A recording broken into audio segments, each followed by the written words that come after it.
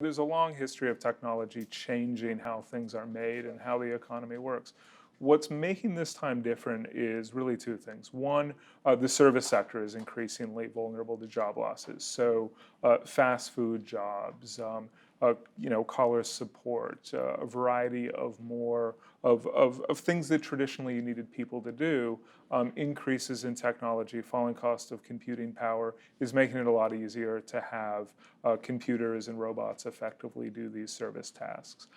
The second thing is that increasingly with these advances in computing power, cognitive tasks, things that traditionally have taken kind of higher levels of human interaction, of creating ideas. So things like creating music, art, even skills carried out by doctors and lawyers. Increasingly, these tasks are vulnerable to automation as well.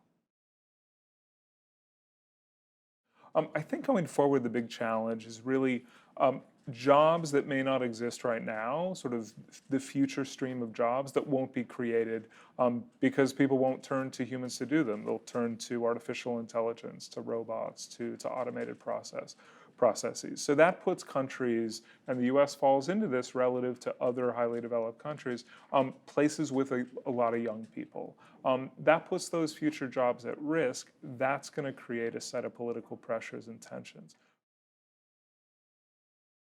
I think the longer term sort of structural issue here is how do you evolve the social contract in the US so that people have the ability to have sort of basic standards of living and possibly have that somewhat disconnected from formal employment.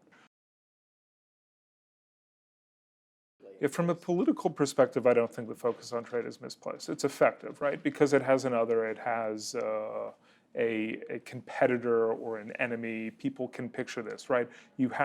I know that I'm a loser from trade. That guy over there is a winner. Either, a rich guy on Wall Street or, some middle-class guy in China. I can identify the winners from trade. When you talk about technology, it's much more amorphous, right? It's this sense kind of that we all lose. And so I think politically it's less effective.